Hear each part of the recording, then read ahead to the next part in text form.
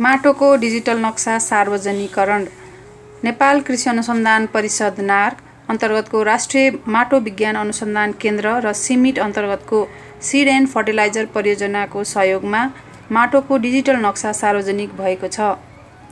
यस नक्साको माध्यमबाट जुनसुकै ठाउँको माटोको गुणस्तर, माटोको अम्लीयपन, प्राङ्गारिक पदार्थ, नाइट्रोजन, फस्फोरस र पोटासियमको मात्रा किसानले सहजै थाहा पाउन सकिने भएको छ।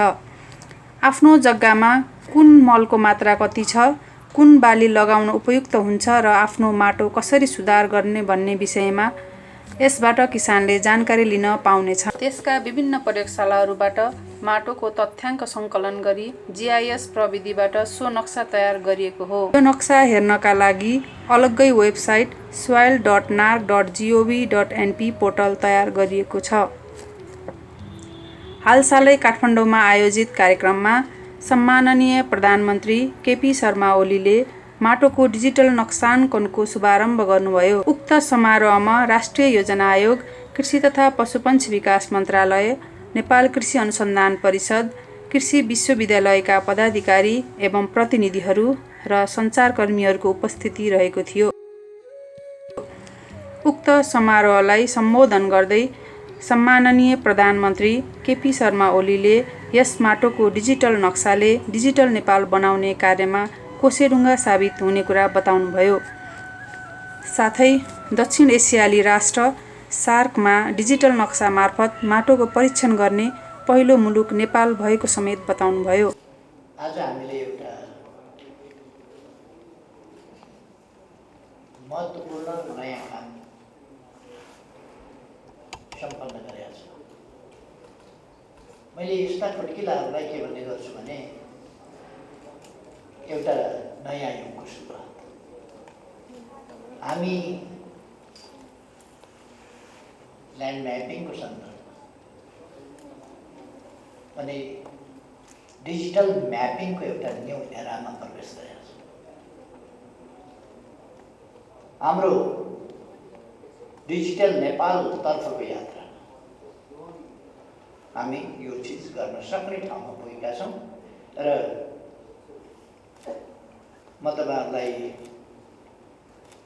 मान्य मन्त्रीज्यू लगायत, सचिवज्यू लगायत, कृषि अध्ययन अनुसन्धान परिषद लगायत यसका डिपार्टमेन्ट र यसमा रिसर्च र अरू कामहरूमा खटेर यस कामलाई सफलताको यस बिन्दुमा पुर्याउन सहयोग गर्नुहुने सबैलाई प्रशंसा गर्न चाहन्छु, बधाई भन्न चाहन्छु यो सफलताका लागि, धन्यवाद भन्न चाहन्छु। तपाईँहरूले नेपाललाई यस क्षेत्रमा डिजिटल नेपालको फ्रेमवर्क इम्प्लिमेन्टेसनको क्षेत्रमा अथवा डिजिटल नेपाल निर्माण गर्ने सन्दर्भमा, आधुनिक नेपाल निर्माण गर्ने सन्दर्भमा एउटा महत्त्वपूर्ण उपलब्धि हासिल गरेर नेपाललाई एउटा नयाँ युगमा प्रवेश गराउनु भएको छ।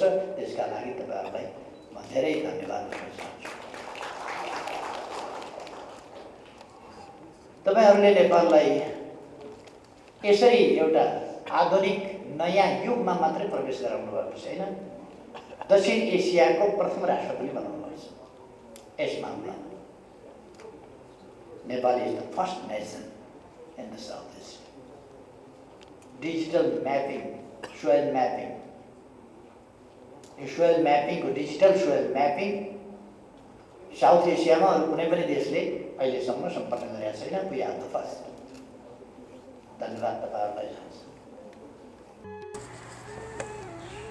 माननीय कृषि तथा पशुपन्छी विकास मन्त्री पद्म कुमारी अर्यालले माटोको डिजिटल नक्सा मार्फत जुनसुकै ठाउँ र आफ्नो कम्प्युटरबाट किसानले खेतबारीको माटो कस्तो छ भनेर हेर्न सक्ने हुँदा कृषिको उत्पादन र उत्पादकत्व बढाउन सकिने बताउनुभयो। वास्तवमा यो सुखद अवसर हो, हामीलाई पहिलो हुने अवसर प्राप्त भएको छ। त्यसको निम्ति मैले सुरुमै यो काममा संलग्न भएको हाम्रो प्राविधिक टिम, माटो विज्ञ साथीहरूलाई हार्दिक धन्यवाद भन्न चाहन्छु। कृषिप्रति धेरै मान्छेहरू रुचि राखेर अगाडि बढिरहेछन्। यस्तो अवस्थामा हामीले आज जुन खालको प्रविधिको विकास गर्यौँ, यो खालको प्रविधिले कृषि क्षेत्रको विकासको निम्ति महत्त्वपूर्ण भूमिका खेल्छ।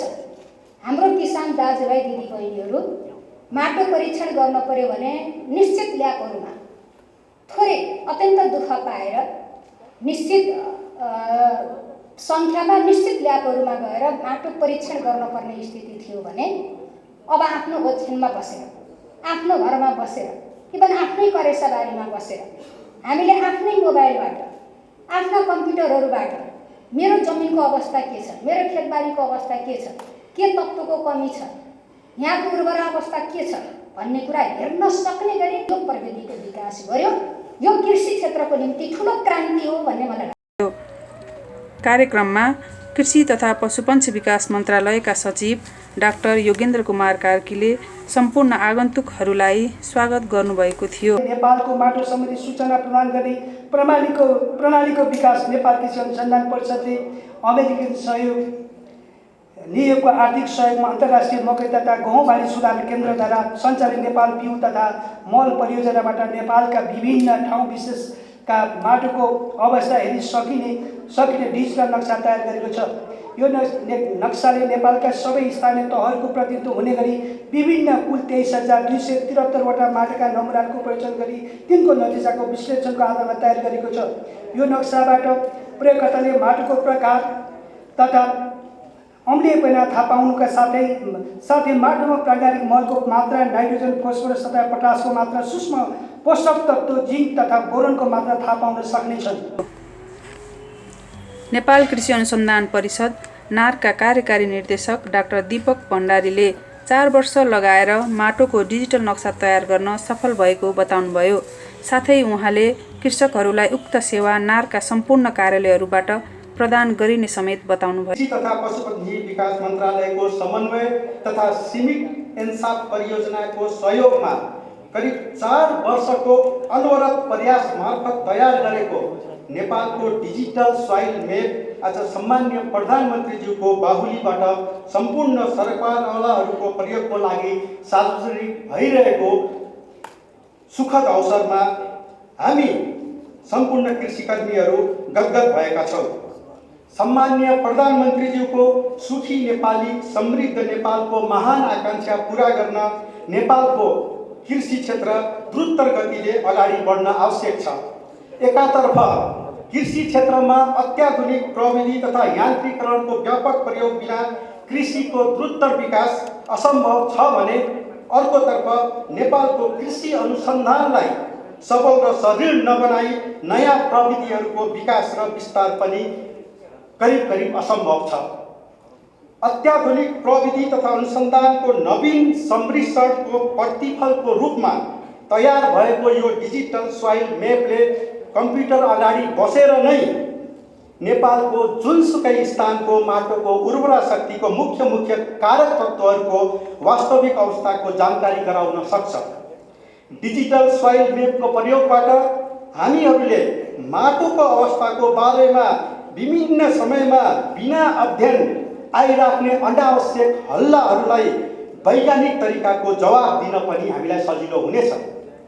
स्थान विशेषको माटोको उर्वरा शक्ति सुधार गर्न माटो अनुसार कुन ठाउँमा कुन बाली वस्तु लगाउँदा उपयुक्त हुन्छ भन्ने जानकारी लिन, उपलब्ध मल खादलाई आवश्यकता अनुसार कुन स्थानलाई प्राथमिकता राखेर कति वितरण गर्ने भन्ने योजना बनाउन, कृषि क्षेत्रका अन्य विविध योजनाहरू तर्जुमा गर्न लगायत कृषिका अन्य विविध क्षेत्रहरू तथा कार्यहरूमा यस डिजिटल सोइल मेपको व्यापक प्रयोग गर्न सकिन्छ।